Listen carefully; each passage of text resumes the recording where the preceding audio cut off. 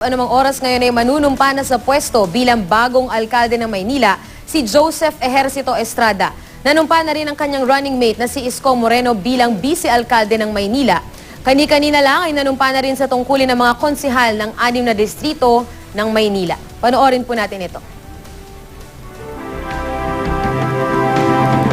Sa ngayon po ay manunumpa na nga po itong si Manila Mayor Joseph Ejercito Estrada. Kasama po niya ngayon ang kanyang may bahay na si Dr. Aloy, mga anak na sina Senador Jinggoy, Senador JV, si Jackie at Jude Ejercito. Nariyan din po si Vice President Jejo Marbinay at ang ilan sa mga kaalyado nila sa politika na sina dating Senate President Juan Ponce Enrile, dating Senador Ernesto Maceda, maging si dating House Speaker Jose De Venecia. Tunghayan po natin ang panunumpa ni Manila Mayor Joseph Ejercito Estrada. Dating Pangulo ng Republika ng Pilipinas, maanong itaas inyong kanang kamay at sumunod sa akin sa panunumpa sa inyong katungkulan. Ako si Joseph Ejercito Estrada, kulang bilang ay taimtim na nanunumpa. Ay taimtim na nanunumpa. Natutumpa rin kong buong husay at katapatan. Ay gaban ko ng buong husay at katapatan. Sa abot ng aking kakayahan. Sa abot na aking kakayahan. Ang mga tungkulin ng aking kasalukuyang katungkulan. Mga tungkulin sa kasalukuyan katungkulan. Sa ilalim ng Republika ng Pilipinas. Sa ilalim ng Republika ng Pilipinas. Na aking itataguyod at ipagtatanggol. At aking itataguyod at ipagtatanggol. Ang saligang batas ng Pilipinas. Ang saligang batas ng Pilipinas. Susundin ko ang mga batas. Susundin ko ang mga batas. Mga kautusan legal. Mga kautusan legal. At mga dekretong pinaiiral. At mga dekretong pinaiiral. Na masadyang itinakdang may kapangyarihan ng Republika ng Pilipinas. Na masadyang tinakdang may kapangyarihan ng Republika ng Pilipinas. At kusa kong babalikatin. At kusa kong babalikatin. Ang pananagutang ito. Ang pananagutang ito. Nang walang anumang pasubali. Walang anumang pasubali. O hangaring umiwas. O hangaring umiwas. Kasihan nawa ako ng Diyos. Siya nawa ako ng Diyos. Congratulations, Mr. President. Mabuhay ang alkalde ng Luzon de Maynila, nagalang-galang Mayor Joseph Ejercito Estrada.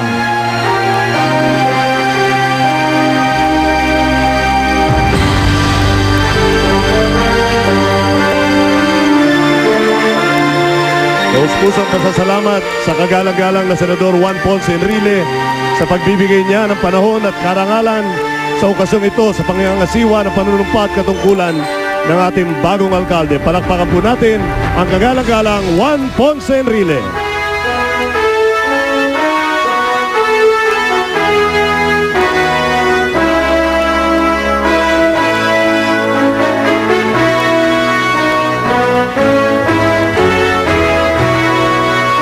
At ngayon po, ating pong pakikinggan ang ating minamahal na dating Presidente ng Republika ng Pilipinas, ngayon bagong ama ng Luzon ng Maynila, Mayor Joseph Ejercito Estrada.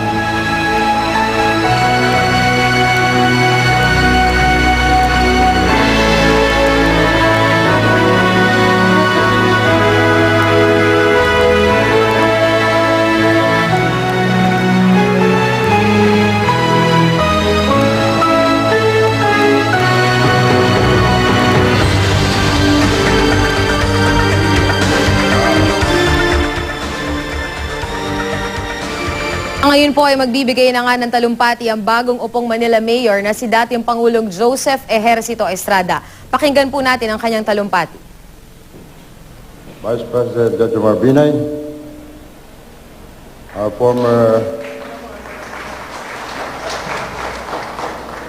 former President, former Senate President, Manong Juan Ponce Enrile, former Senate President Ernie Maceda,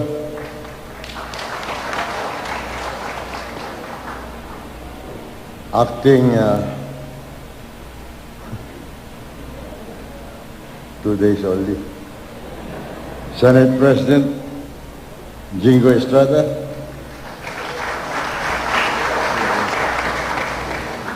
former Speaker Jose de Venecia, was our handsome Vice Mayor, Isko Moreno, Damagoso, our former Mayor of Manila, Mayor Lito Chesa,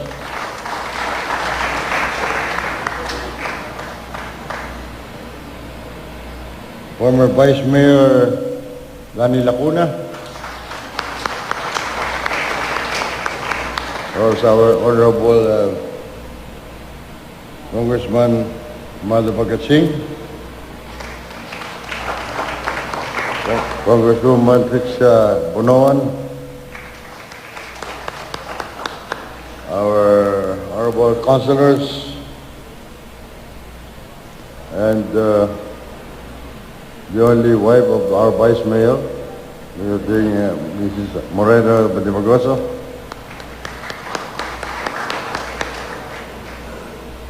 former First Lady of the Republic of the Philippines, now the First Lady of the City Mayor of Manila, Dr. Aloy.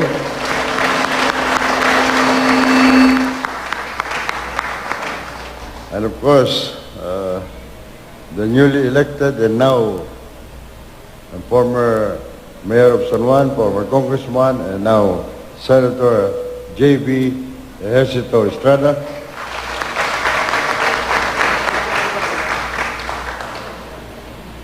And his only wife, Cindy.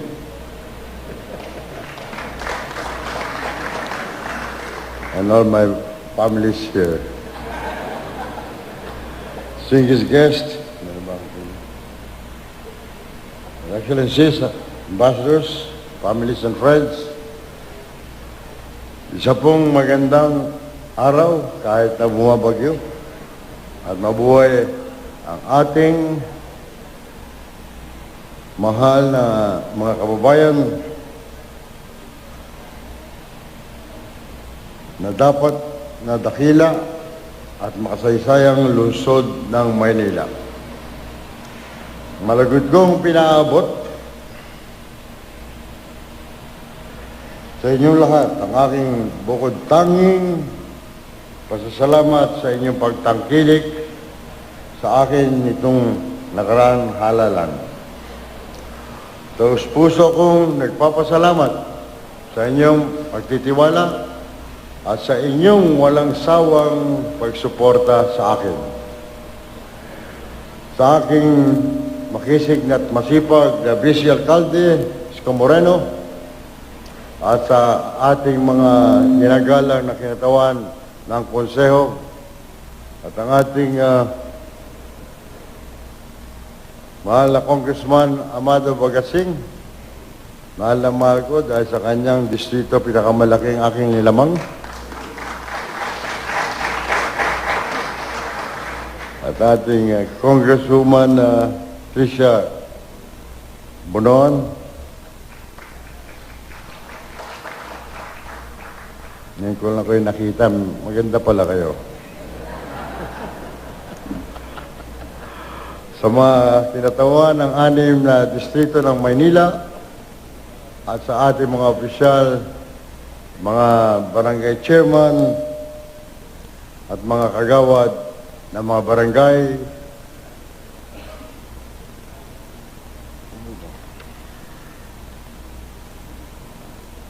at kung hindi man ako at doon sa lahat ng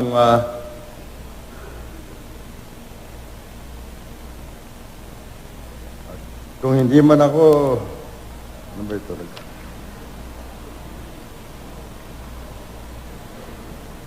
At kung hindi man ako ang inyong binoto, hinihiling ko sa inyo na bigyan niyo ako ng pagkakataon at tulong upang ating sama-samang ibangon muli ang ating lungsod.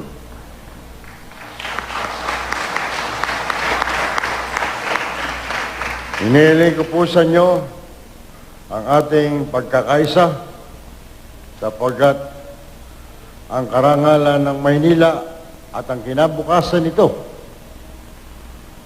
at ang kinabukasan ito at ang kinabukasan nating lahat ang siyang nakataya dito ngayon.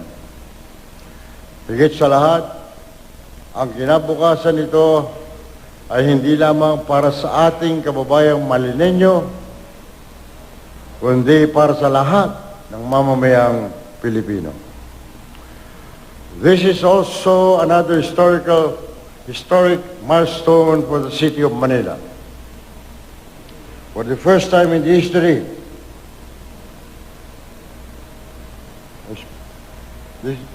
for the first time,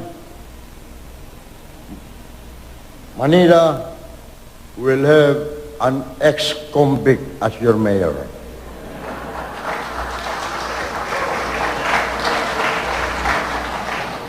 And also for the first time, also in the history of the Philippine judiciary, a special court was created and handpicked the justices to convict me. Twice I was offered to leave the country. Twice I refused. Barely 2 months after I stepped down,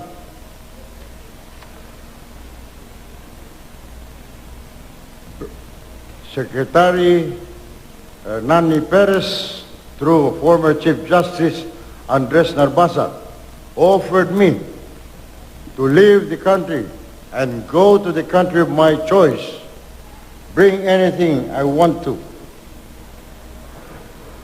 and most of all, assured me that no cases will be filed against me, on the condition that I sign a document clearly stating that I resign as President of the Republic of the Philippines. Isipin nyo, nakaupo na siya sa Malacanang, pinipilit pa akong pumirma na resignation. Tumakatuwid, alam niyang illegal siya. Kaya po, 2 beses ako inalok. 2 beses po akong tinanggihan ang kanyang alok. Tumanggi ko dahil alam kong wala akong kasalanan. At hindi ko kayang talikuran ang pagtitiwala ng sambayan ng Pilipino. I did not accept the offer because I am innocent.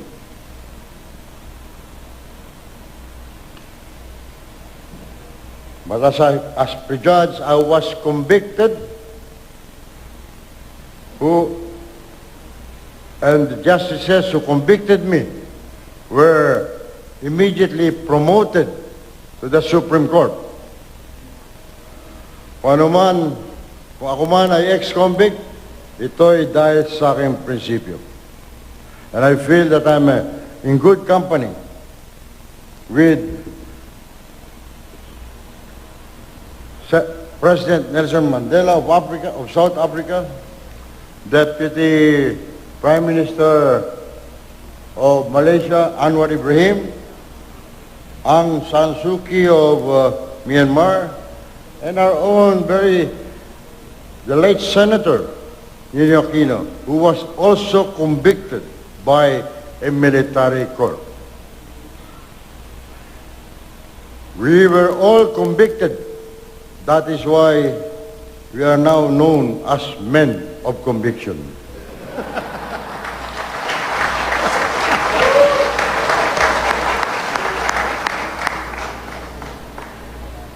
Allow me to share with you the reason I still stand before you.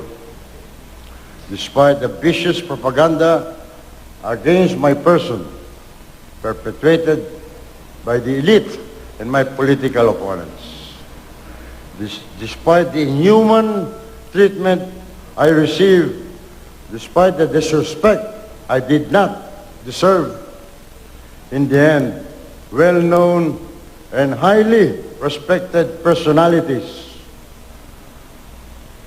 like Bishop Tobias who, in behalf of the Catholic Church, ask forgiveness. And no less than our beloved President Cory Aquino asked me to forgive her. They apologized in public, and no less than our beloved President Cory Aquino asked me to forgive her. The Again, Catholic Church for what happened to you. I hope and pray that in the end, you can come to terms with us bishops and priests. I am one of those who pleads guilty for the 2001 uprising. Lahat naman tayo nagkakamali. Patawarin mo na lang natin.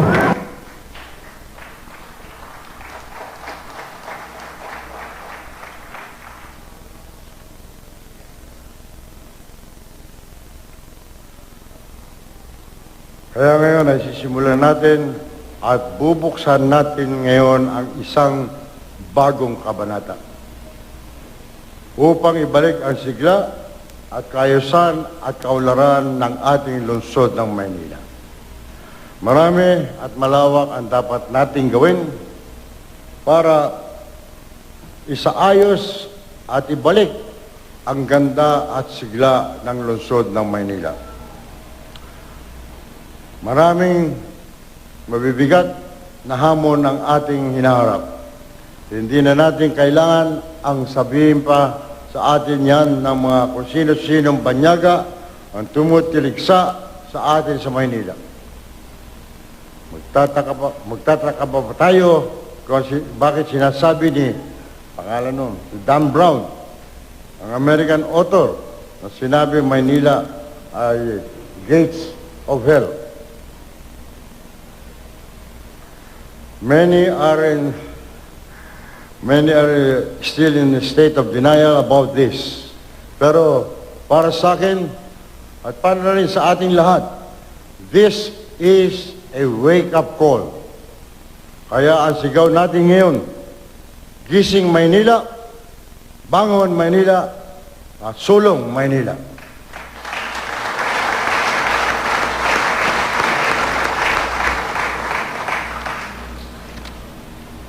One thing I'm certain, and we must all agree, Manila is the gateway to the Philippines.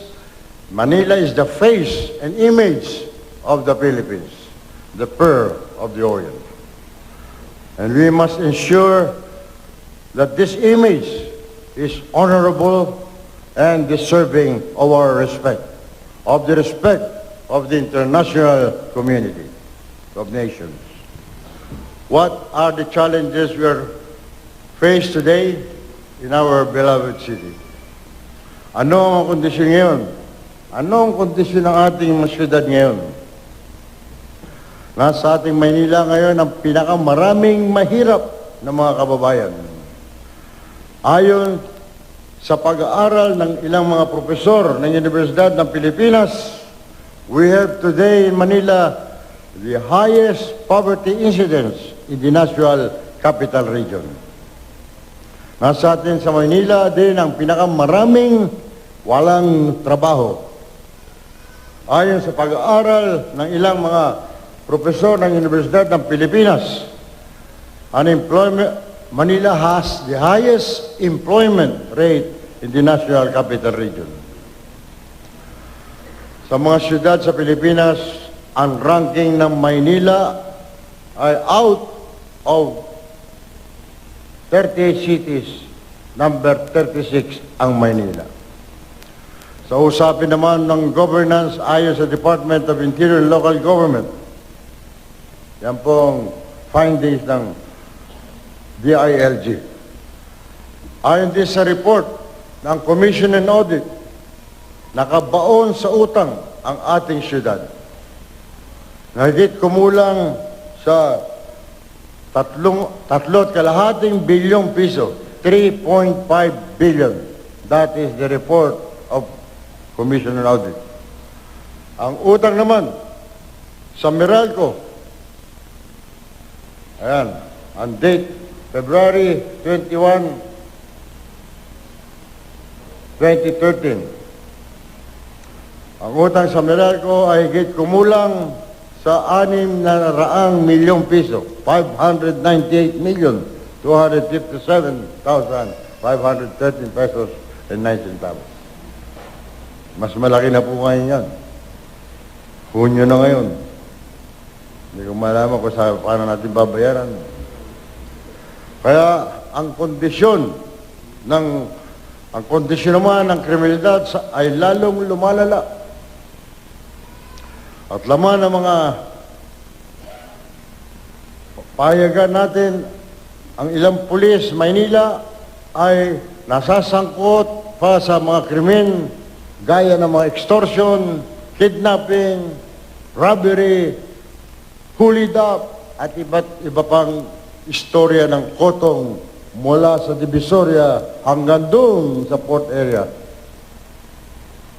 Yan nung nakaraang taon, tinuring ng ating PNP Highway Patrol Group. Ito po ay report ng ahensya ng gobyerno, ng PNP Highway Patrol, na carnap capital ng Pilipinas ay ang Maynila sa halip na sa Quezon City. At kaya siguro mapasok na sa krimen ang ating mga pulis ay dahil sa kakulungan ng suporta sa kanila. Ang ating mga pulis Maynila ay kamakailan lamang ay pinutulan ang kanilang mga presinto ng tubig, ang kanilang mga presinto. At ngayon ay halos 2 taon na hindi sila nakakatanggap ng kanilang mga allowances. Ang ating mga public school teachers naman ay binawasan na ng kanilang allowances, hindi atrasado pa ako ibigay. Wala rin tayong matibay na programa sa pabahay para sa ating lungsod. Kaya naglipa na ang mga informal settlers. May mga kababayan tayo, malinenyo man o napapadpad lamang dito para maghanap buhay. Ang namamahay, sila naman ang namamahay sa mga estero, sa ilalim ng mga tulay, sa mga bangketa, pasilyo, at kung saan sulok ng syudad. At sa ilang mga lugar ng Maynila, ang ating mga vendors naman, inuukupahan ang gitna ng kalye. Kaya nasisikapan ang daloy ng traffic. Kung walang kaayusan at kapayapaan, hindi magkakaroon ng kaunlaran. Patong-patong ang mga problema, kaya ang mga investors, mga komersyante, mga negosyante, lumilipat na sa ibang lungsod at iniiwan na ang Maynila. Ito sana ang dapat magbigay ng trabaho sa livelihood opportunities sa ating mga kababayan dito sa Maynila. May mga ospital tayo dito, 6 nga na pinagmamalaki. Pero reklamo naman ng halos lahat ng pasyente ron, wala namang gamot. At wala namang mga medical supplies.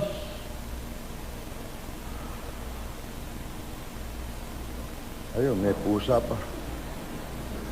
At sa aking pagkakaalam, sinabi sa akin ng ating Vice Mayor at ng mga konsyal, ang budget natin sa inaprubahan sa konseho para sa taong ito ay higit kumulang na 9 bilyon at 200 milyong piso. 9.2 billion pesos.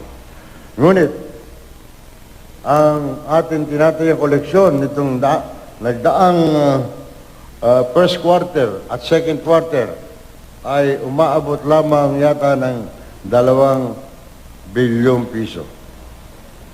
ang milenyo at ang bawat Pilipino ang nakakaunawa at ang tunay na magmamalasakit sa kalagayan ng lungsod ng Maynila. At nandito tayo ngayon upang harapin ang hamon ng pagbabago, ang pagsulong ng kaunlaran ng ating lungsod. We will clean our city. Kaya sisimulan natin ngayon ang pagbibitbit ng walis bilang simbolo ng ating malasakit para linisin ang ating lungsod.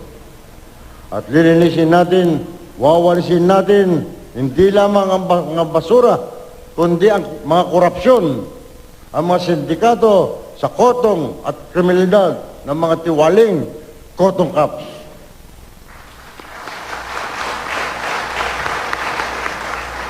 Kaya ang mensahe ko sa mga korap na mga opisyal, makinig kayo mga pulis, ang mga kotong cops at hoodlums in uniform, your days are numbered here in Manila.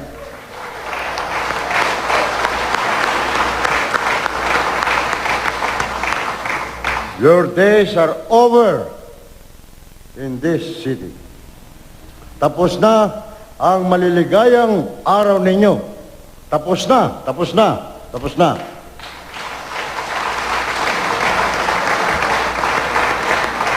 I promise you, the fight against corruption will be the centerpiece of my administration.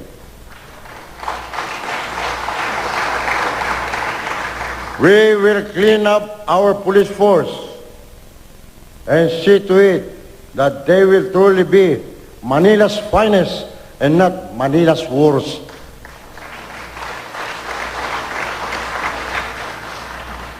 This is a warning and a wake-up call to police officers engaged in criminal activities, from kotong to drug dealing, from extortion to protection rackets and other abuses.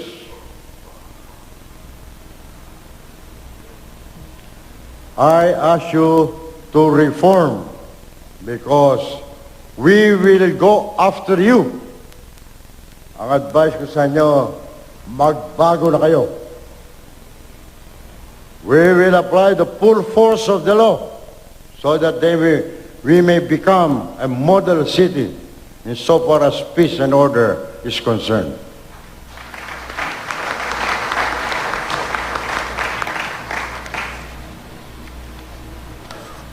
Hinihiling ko sa ating mga negosyante sa Maynila na maglagay sila ng CCTV camera para madali nating mahuli yung mga masasamang loob. Ito ang diwa ng public-private partnership. Kaya dahil dyan, sama-sama nating labanan ang krimen. Kaya umasa ko na isusulong ng konseho ang isang ordinansa na kailangan maglagay ng CCTV ang bawat tindahan o negosyo dito sa lungsod ng Maynila. I ask the support of our City Council, led by our distinguished Vice Mayor Isko Moreno de Magoso, for the necessary legislation to clean up our city.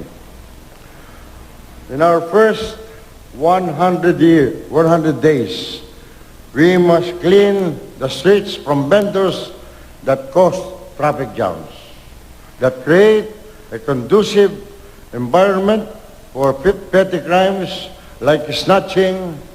Ang panukala ko dito ay maglunsad tayo ng mga night market kung saan pwede mag-okupa ng kalye ang mga vendors para mayroon sila ng hanap buhay na hindi makakaabala sa ating traffic. We will start cleaning our waterways to mitigate flooding. We will do this in line with a clear climate change adaptation and disaster risk reduction mitigation program. We must learn our lessons from last year. Heavy rainfall brought by the monsoon flooded the city. Kahit walang bagyo, lumulubog ang Maynila dahil tuloy-tuloy ang malakas na ulan. Bilang mayor ng Maynila, tinitiyak natin na may malinaw na programa sa paghahanda sa panahon ng malakas na ulan at bagyo. Kasama rin dito ang paghahanda para sa lindol at sunog. Dapat may kakayahan tayong tulungan ang mga salanta ng baha, lindol at sunog. We will give our full attention to the dredging of our esteros and we will relocate those living there to a safer place. Sa tulong ng iba't ibang ahensya ng gobyerno, lilinisin natin ang mga estero para dumaloy ang maayos na tubig.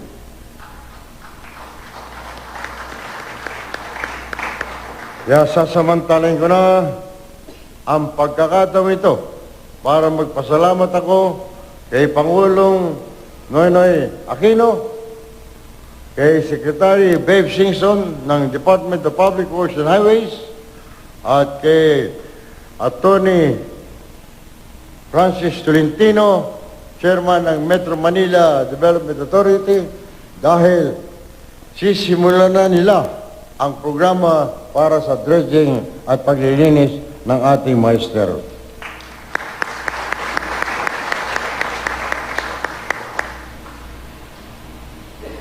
Kaya po, papasalamat ako muli sa pagsimula ng ating Pangulong Aquino at ang kanyang, andito pa, Secretary Babe Singson, at inulit ko si Chairman Tolentino.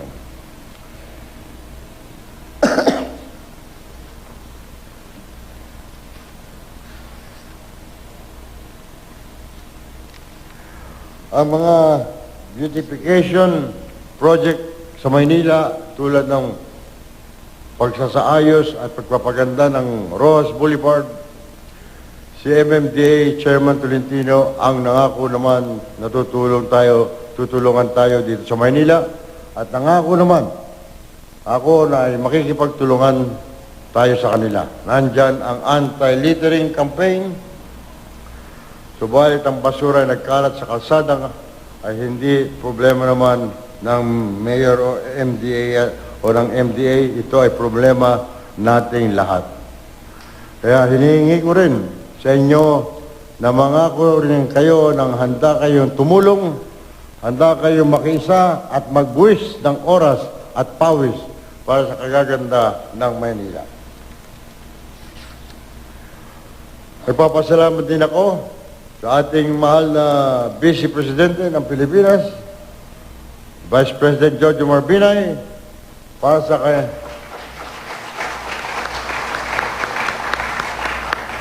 sa kanyang programa ng relocation para sa mga naninirahan sa mga esteros, kasi simulan din niya ngayon.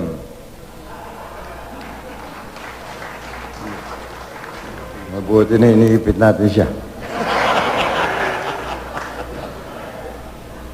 The Vice President, as Chairman of the Housing and Urban Development Coordinating Council, assured me of his support. Ayan.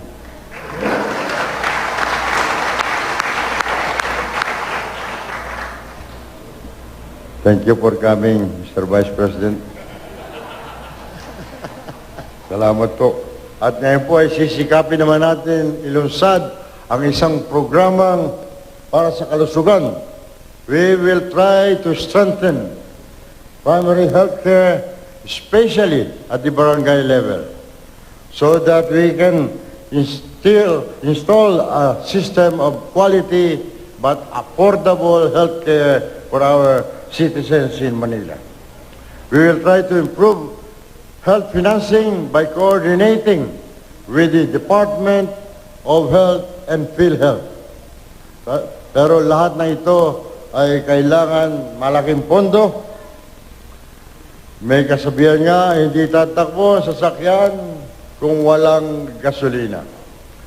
Marami din tayong dapat sa ayos sa revenue generation and tax collection. Pag-aaralan din natin ang tax code ng lungsod. We will update and modernize the real property tax collection, as well as the release and issuances of business permits and licenses.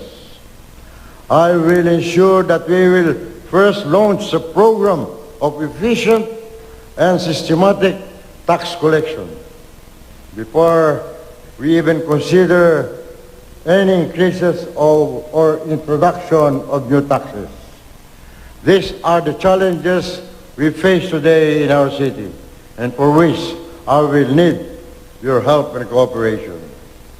If we are to redeem and rebuild what should be and must be the premier city of the Philippines, we must all lead by example. I will not ask you to do what I am not prepared to do. We will ensure full transparency on all revenue collections, disbursement, and expenditures of the city. This is a commitment and conviction of your ex-convict mayor.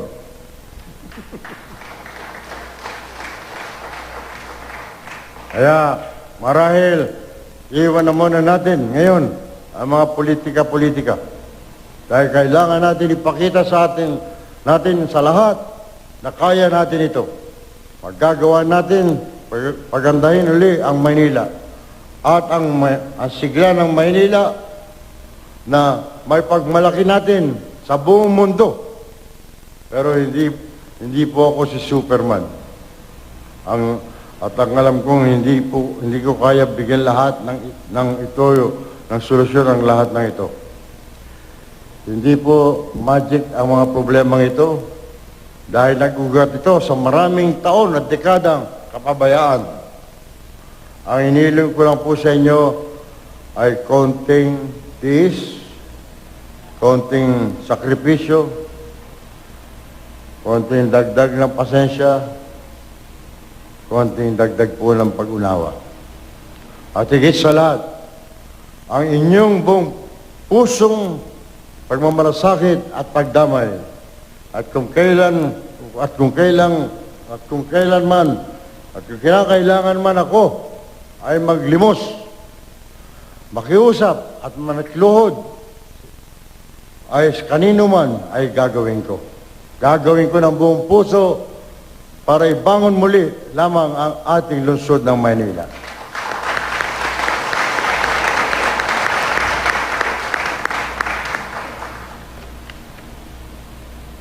Mag-umpisa na po tayo ngayon sa tulong ng ating Pangulong Noynoy Aquino at ng ating mahal na Congressman Amado Bagatsing, at siguro tutulong na rin si Congresswoman Tricia Bonoan para mo ng awa,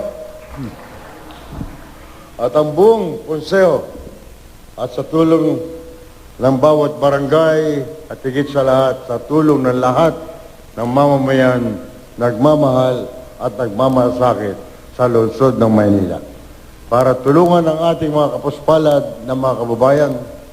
Ang mahihirap ay tinutulungan, hindi kinokotongan. Dito sa Maynila, ang mahihirap ang amo ni ERAP.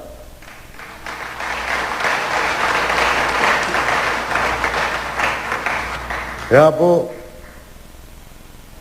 pakiusap ko sa inyo lahat, tulong-tulong po tayo sa pagsulong ng bagong Maynila.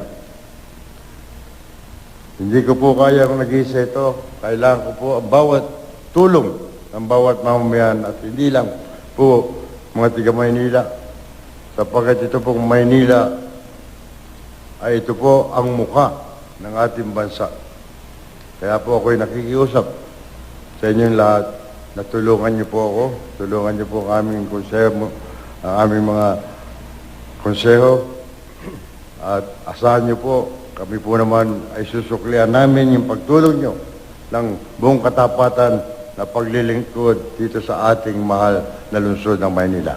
Maraming salamat po at mabuhay po kayo lahat.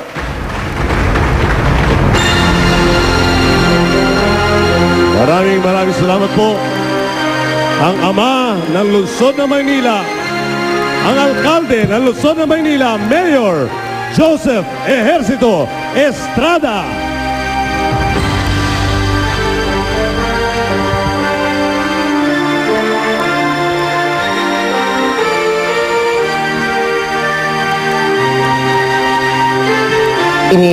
Dating Pangulong Joseph Estrada na ngayon bagong alkalde ng lungsod ng Maynila, kung saan isa sa mga naging pahayag niya ay yung sinasabi niyang ang amo ni ERAP ay mahihirap. Among others po ito, kabilang na yung mga inilatag niyang mga sinasabing reforma at babala sa pulisya na yung mga tiwaling opisyal ng pulisya ay sana'y magbago na dahil ito daw ay kanyang tututukan at susugpuin sa ilalim ng kanyang bagong administrasyon.